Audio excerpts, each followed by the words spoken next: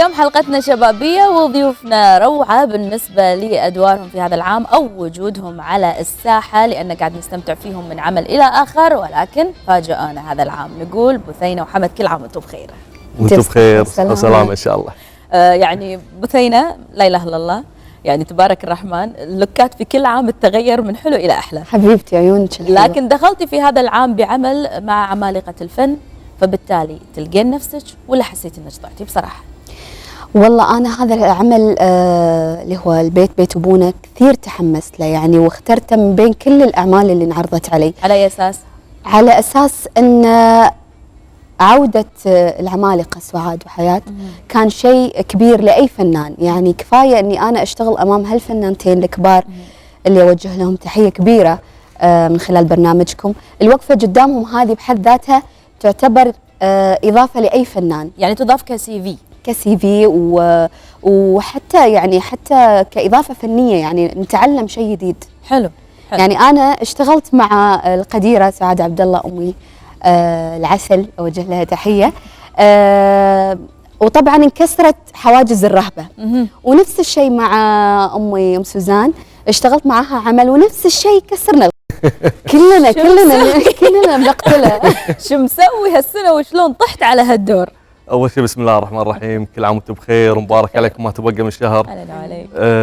الدور بالنسبه لي يعني دور جديد، وانا رايح اللوكيشن، انا رايح وانا مستمتع، رايح وبسوي الدور وانا مستمتع. بتطلع شيء لانه شيء جديد بالنسبه لي وما سويته من قبل، وغير عن كل اللي سويته.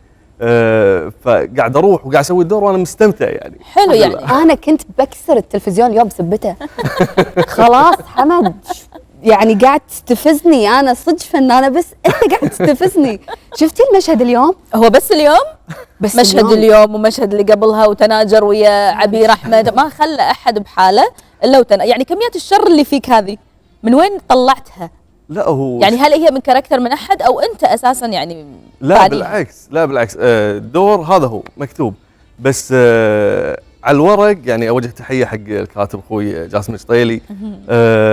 على الورق يستفز الممثل يعني. حلو. الدور نفس يعني كل الادوار قاعد تستفز كل ممثل.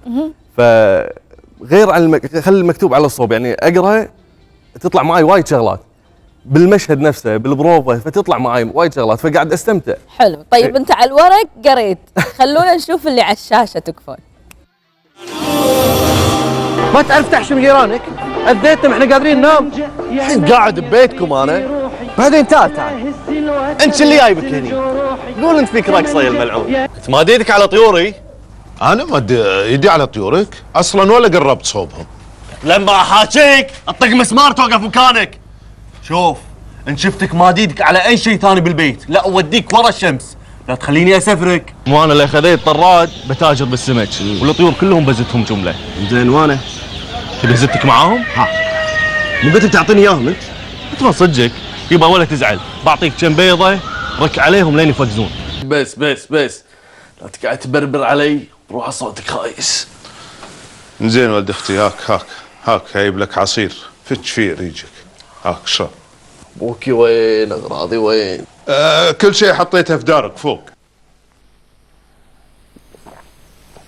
بيتك عصر لي برتقال خايس. الله يهديك لنفسك يا ولدي. ترى ذبحتيني بهالجمله الله يهديك، والله مينون قدامك انا.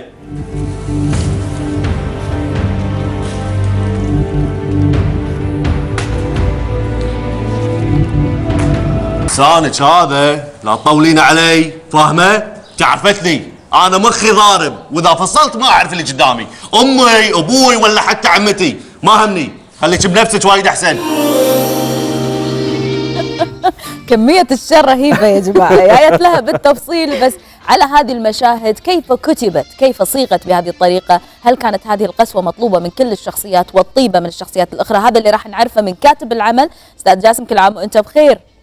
مساكم الله بالخير وكل عام وانتم بخير ومبارك عليكم باقي الشهر وتقبل الله طاعتكم ان شاء الله. منك صالح الاعمال. ورحب بالضيوف اللي عندكم ومنورين الشاشه اليوم. منورين بوجودك. انا جايه بسال سؤال بصراحه بديهي. هذا العمل كتب بطريقه كانك قاعد تقصد كل شخصية بقصة بحرفية كبيرة، شلون قدرت انك تسيطر على كل الشخصيات وكل هذه الاسماء؟ اولا في ايمان طبعا العمل كتبته تقريبا قبل 2.5 سنين. اخذ فترة. ولما وكتبته على نار هادية، وبعد الإجازة وطبعا وبعد ما قرر، طبعا هو الأستاذ سعد الفرا يوجه له ألف تحية. كان هو أول واحد استلم نص وقاريه، لكن ما اشتغلنا فيه، أجلناه لما جت الظروف سمحت إن نشتغل يعني هالسنة. حلو. فيوم جيت أنا والمخرج نقعد نتكلم على الأسماء، فاتفقنا إنه لازم تكون الأسماء في الشخصيات المناسبة، لأن أنا عندي قناعة تامة، عندي إيمان تام إنه الأسماء الجيدة أو مثلا الفنان الجيد ممكن هو يضيف على الدور، يعني ما اعتمدت على الجروبات مثل ما يفعل الغير. لا كلش لا، ما كان هذا اتفاقنا. احنا قلنا نبي نوصل رسالة، نبي العمل ينجح بطريقة سليمة. فما ما اعتمدنا على الجروب. فأنا طرحت اسم، الأستاذ علي طرح اسم، فاتفقنا على ثيمة معينة انه نسوي لنا هالخلطة الجميلة اللي طلعت. طيب لماذا ادخلت الفنان الكبير سعد الفري في نفس الحالة اللي كان فيها في رمضانين سابقين؟ يعني احنا شفناه في نفس الحالة. انا يعني شوفي، انا استيمان ياتني هالاستغاث، فانا يعني ردي الوحيد ان انا العمل يا جماعة كتبته قبل 2.5 سنين، واللي يحب يتأكد نفس الشخصية، واللي يحب يتأكد يقدر يراجع إدارة الرقابة ويتأكد من الإجازة. يعني قبل أن تكتب للنصوص اللي بعد هذه. قبل يعني مجموعة إنسان، وأتوقع قبل أبو كريم. نعم. فالعمل موجود، يقدر أي شخص يتأكد منه. أنا حتى من خلال يوم كنا نراجع النص يعني كنت خايف من هالنقطة، فحاولت يعني أضيف بعض التعديلات إني أوخر عن هالشبه. لأن شفناه في حالة يصحى مثل ما مد إيده على نور اللي هي سعاد زوجته فترة، فحسنا أن هي في حالة صحوة في بعض المرات لهذه الشخصية. انا هذا اختلاف النفسيات. يعني انا يوم كتبت الشخصيه هذه انا ما قلت كثر انه كنت اراجع حتى طب نفسيين اني اخذ منهم بعض المعلومات عن الشخصيه، لان كانت تهمني الشخصيه النفسيه. هذا ليش قاعد يصير له كذي؟ اكيد. شنو ماضيه؟ فهذا عنده فوبيا، كبرت معاه. صح. كبرت لما وصل لمرحله ان حتى اهله ما يهمهم انه هو يتعالج، لا قاعد يضيقون عليه الدائره علشان ياخذون اللي يبونه. وانا بصراحه يعني اقول لك يعطيك الف عافيه، عمل مميز، ولكن ايضا احب اوجه لك تحيه على انك تحط خطوط عنف من ناحيه الابناء وتحط لهم حد في بعض المسلسلات. يعني انا اقول لك كل عام وانت بخير، شكرا على وجودك معنا. حمد، في بعض المسلسلات في الوقت الحالي من ضمن انتقادات الناس يقول لك الولد يسب حشاك، والأبو يتغاضى عن مسبة الولد بحكم أن الأبو أكبر وأركز، لكن هذا خطأ. من المفروض أن يحط حد لتمرد الأبناء على الآباء. صح طبعا خطأ، بس في شغلات مثلا تنحط لها مبرر، لها شيء قدام. يعني مثلا نفس دوري في له شيء قدام، يعني مو ينحط لمجرد انه ينحط. وفي مسلسلات لا تنحط لمجرد انها تنحط، لا لها تأثير ولا لها مبرر ولا لها اي ابعاد ثانيه. فلا انا مو مع هالنقطه. اذا في شيء لقدام، في له مبرر، في له ابعاد لقدام، في شغلات احداث تتطور مع هالحدث هذا، انا ما عندي مشكله. يعني في زوارة خميس كنت طيب ومت، والحين شرير ولا الحين عايش؟ احنا ناطرين. اجتمعتوا بزوارة خميس بغى يغرق عاش يعني. لا تاب يومين، اي بالضبط، هدى واخترع وبعدين رد استشار. اجتمعتوا بزوارة خميس واجتمعتوا في اكون اولى، واجتمعنا في اخر البنات لو باقي ليلة. يعني وعملتي أيضا مع كبار النجوم في هذه المسلسلات مثل أم طلال يطول لنا بعمرها، لكن وأم سوزان أيضا اشتغلتي معها مثل ما ذكرتي، لكن شو يضيف لك هذه المرة بالذات هذا العمل بالعمل معهم ثنتين؟ هذا العمل طبعا بعد انقطاع فترة طويلة ما شفناهم مع بعض، فعودتهم هذه كانت بحد ذاتها حديث الوسط الفني. أكيد. وكثير من الفنانين كانوا يسعون العمل في هذا المسلسل، وبصراحة أنا واحدة منهم، وكنت أتمنى والحمد لله صار في نصيب، وجسدت شخصية البنت الكبيرة لأم سوزان، بالإضافة إلى مرام ملاك، نشاري البلام، يوسف الحشاش بسوي كاركتر بالضبط ويا عودة. خلينا نشوف اللقطات منه، نشوف ونكمل. انت بروحك كنت تقولين ان ابوي تولع فيك زياده لانك كنتي معاه على طول، حتى الايام اللي ما كان عندك فيها دوام تروحين المستشفى بس عشان تشوفينه ويشوفك، يعني معاه بالبيت ومعاه بالمستشفى. شو اللي صار الحين؟ يمه ايش فيك؟ ترى احنا كنا صغار ما نتذكر هالسوالف. انا ما ادري ايش فيك كل شوي تذكرينا بسوالف قديمه. الحين من كثر ما تشتكين منها قدامي ما تخافين بيوم من الايام اني اكره اختي مثلكم؟ شنو يعني؟ تبيني اقعد بالبيت؟ وليش بالله؟ قعدة البيت صارت جريمة؟ انا ما قلت كذي، بس يعني بس ليه متى كلمة تموت تمشي عليك وكلمتي ما تمشي عليك؟ لازم كلمتي تمشي عليك وكلمة تموت ما تمشي عليك. فهمتي؟ فهمت. الصور ما قال لي شيء، بس انا قلت بسولف معاك لاني ما اعرف شيء. قلت بتعلم منك متى اتكلم ومتى اسكت. يعني انزين بسألك سؤال، لما كنت تتهاوشين ويا ابوي ولما كان يزفك كنت تردين عليه؟ والله عاد كيفي احب اسمع كلام ريلي وابو عيالي. والله بعد يبتي من عيال مستقبلا ايش فيك راح يجيب من عيال وما بيهم يتبهذلون مثل ما احنا تبهذلنا. انزين اخت جمول، حجزتي المسجد اللي بتطرين عنده انت وريلك وعيالك؟ ترى لازم تدفعين ارضيه. لا والله تطنزين حضرتك.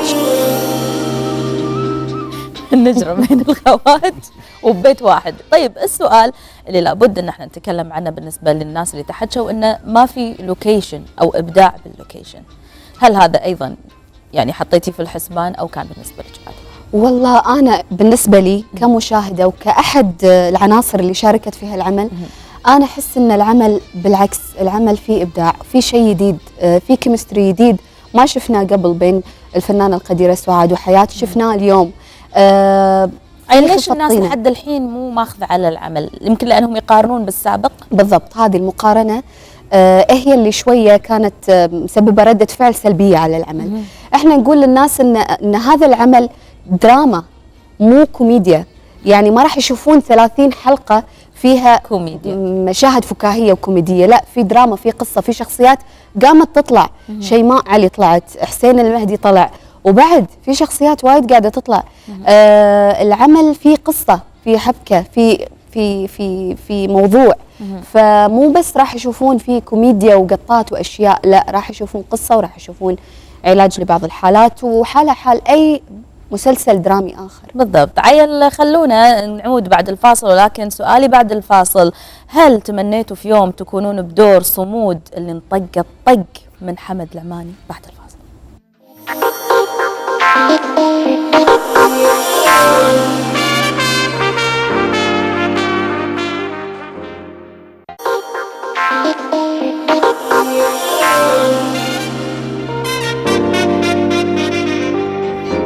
المشهد هذا اتوقع صمود لو ترفع قضيه تكسبها. على قولتهم عن حق وحقيقي ولا؟ والله شوفوا، اول شيء اوجه تحيه حق صمود واخوي وحبيبي مخرج العمل استاذ علي العلي. انا اذكر هالمشهد بالضبط. المشهد هذا كان نهايه اوردر النهار، اخر مشهد بالنهار، ووايد عدناه لان شنو قاعد نصور 3 كاميرات. فالمشهد اذا احنا نسوي تكنيك ضبط، اذا ما ضبط نلجا للصج يعني. ماكو حل ثاني. وهي انطقت صج وفي يعني في طق ما نحط اكثر من تنسب الظاهر. لا انا الصراحه صمود يعني اوجه لك مو تحيه الا بعد المفروض تعطونها اجر زياده. حسب اكون او لا مسكينه خالد امين نفس الشيء، طق يعني حتى لو يعطوني بدل طق ما ارضى اذا بهالطريقه.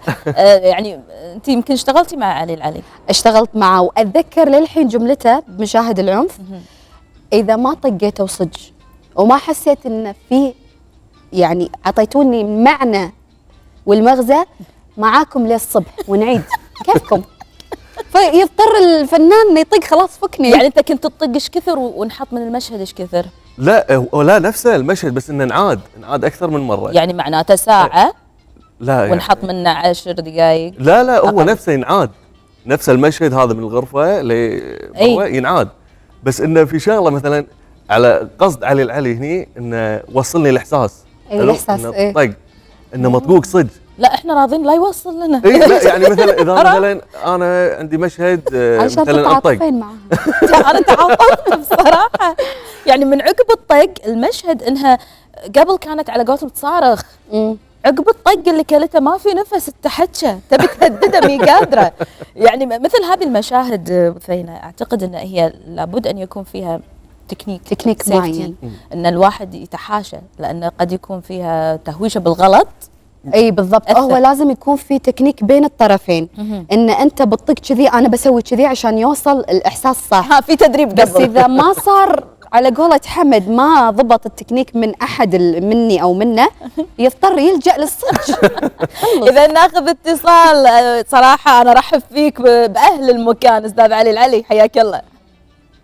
الله بالخير ومساكم الله بالخير. يسلمك عليك استاذة ايمان وعلى ضيوفك الفنانين المتواجدين وعلى كل كاس قناة الوطن وبرنامجكم. الله يسلمك. توالي الليل قاعد يبدع يوم بعد يوم، وخاصة انك قاعد تسوينا باجواء حميمية. من عرفنا ان التصوير بفيلتشة، فبالنسبة لهذه المشاهد، مشاهد الضرب بالذات، تكنيك عملك فيها شلون؟ لان اللي قاعد نشوفه ضرب قاسي جدا.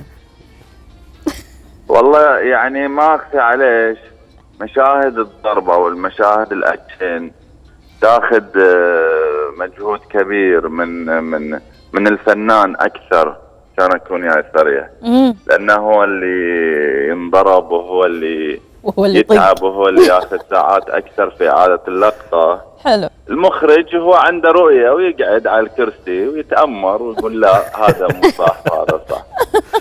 وكم مرة عاد لما يطيب خاطره يكون المشهد خذه صح؟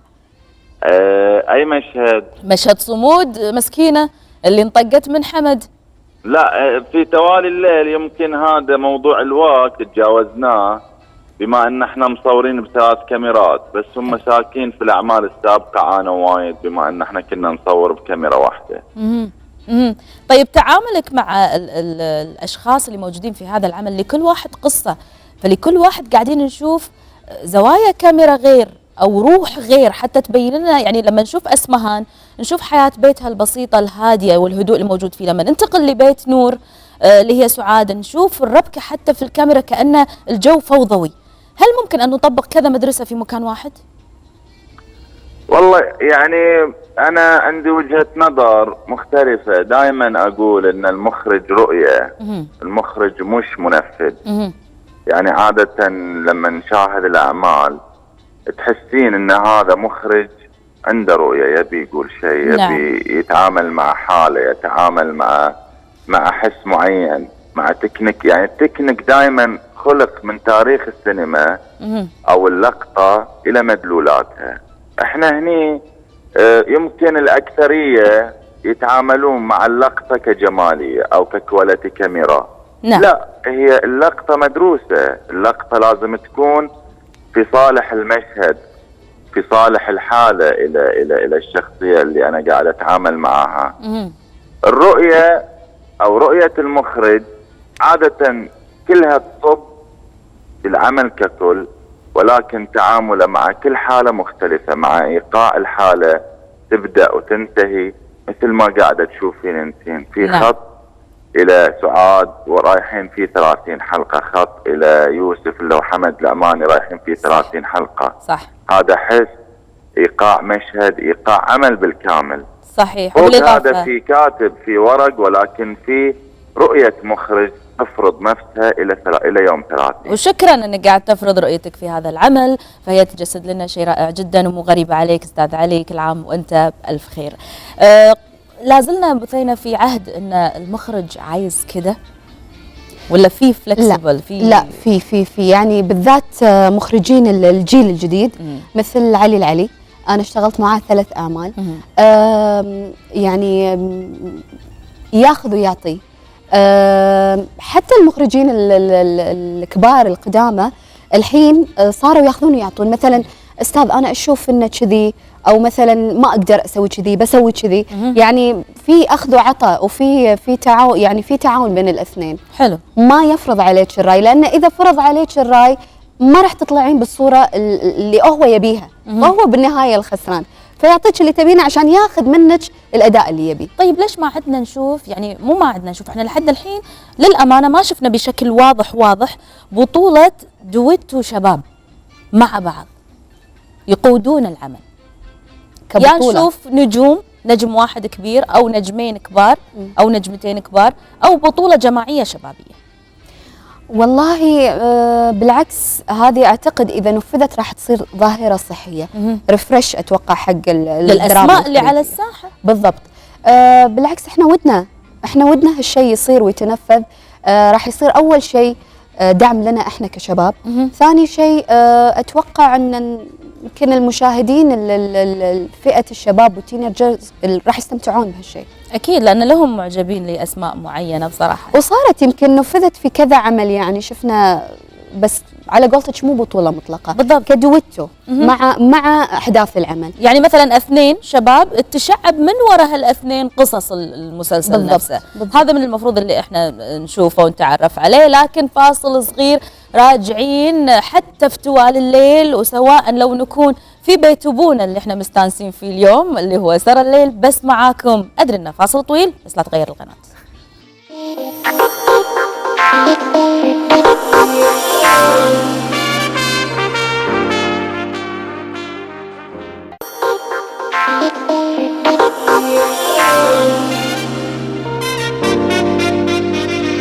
ايه حمد، طبعا نسينا قبل الفاصل قلنا لنا بس انا بسألك، يعني يسألونا بالانستغرام وينك عن الرومانسية البحتة مثل ما نشوف بالمسلسلات التركية؟ الادوار هذه انحصرت فيها فترة وايد طويلة وما صدقت على الله اني اطلع، فتيت منها لأن شنو حتى لما طلعت قاعد استمتع بشيء ثاني، يعني جو ثاني وسويته وايد. فمثل ما تقولين مليت خلاص، يعني وانا قاعد اسوي خلاص ما قمت استمتع. حلو. مو مثل الحين، يعني مثلا توالي الليل شيء وايد غير لدرجه ان قاعد استمتع. ليش حابها هالشخصيه؟ يمكن لانك ما جربتها بحياتك، حاب تجربها مثلا؟ لا مو حابها لان الشخصيه كذي، لا حابها لان غير، انه شيء جديد. اي فغير عن اللي سويته من قبل، فانه شيء جديد، فعشان كذي وايد حابه. زين، سؤال هني من اول رمضان من شفت البرومو وانا قاعده افكر فيه الجمله اللي تقول فيها تبون اقول وين وديتوني وش سويتوا؟ هذه اي حلقه؟ ما ادري وش سووا؟ وين ودوك؟ شوفوا قدام يعني انا قاعده اشوف بالبرومو بصراحه يشوقونا، يعني بطريقه عمل البرومو هي اللي تشوق للمسلسل. لا بصراحه ايمان، انا عن نفسي يعني مو عشان حمد قاعد يمي ولا عشان علي اتصل، بس العمل الوحيد اللي شدني بالاعمال الخليجيه توالي الليل، في قصه وما في دروب، احداث ورا بعض، وكل حدث مشوق اكثر من الثاني. فنانين بدعوا، حمد، نور، سعد الفري، هبه الدري، هذول يعني شخصيات بدعوا بالعمل، فيستفزني اني غصبا علي اتابع. عيل خل اوريك اللي استفزني اليوم بحلقه اليوم. ادري، خلينا نشوفها. اي لا شوف يلا. تدري يا سمير، وجودك بحياتي غير كل شيء. أقول لك الحين وديني المخفر، بعطيهم التقرير، بودي هالخبل بداهية. يبا أمي أعرفها عدل تموت على الفلوس. الدينار لو عنده ريول كان شفتيه ركضه وأمي تركض وراه عشان تصيده. يلا وخري زين وخري. يبا الصندوق يبا. هي بصراحة أنا أحبك من يوم ما كنتي على ذمتها وما أقدر أتخلى عنك. شوف عاد، أنا بسوي روحي ما سمعت شيء، وياني وياك تكررها مرة ثانية. تلمس يا يبا آخر عمل أنت كيف تلمس أمي؟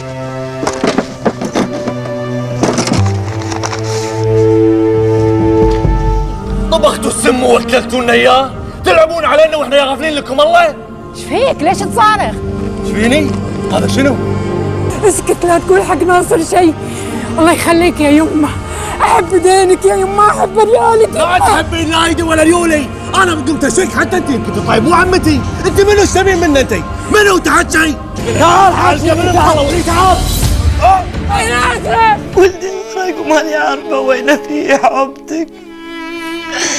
ولدي مات، ما ادري غرق، ما ادري وين خليفه، ما ادري وين. قوم خل نروح الطبيب قاعد تنزف. ما ابي اروح الطبيب، ما ابي. يعني احنا قاعد نطالع الحلقه لثاني مره قاعد نتحلطم انا وبثينه. كان ودي اكسر التلفزيون اليوم سبت حمد. يعني شلون قلبك طاوعك، فنانه القديره اسمها توفيق بدعت بالدور، شلون يعني بوس ايده وريله، وشلون رضيت؟ والله اول شيء وشنو بالورقه؟ اوجه لها تحيه الاستاذه يعني، واتشرف اني اشتغل معاها مو اول مره أكيد. بس هذا شغل تمثيل مشهد اكون لا او ما لا يصير، ما يصير حمد. يا اصير يا ما اصير اكون او لا اكون. طبعا الورقه اللي شدت الناس هذه اللي كانت في الظرف بالاول ورجعت عطتها سعاد حق استاذه اسمهان اللي هي نور، ففيها سر، بس هل هذا السر هو نهايه الحلقات ولا بدايه قصه جديده؟ بدايه احداث جديده.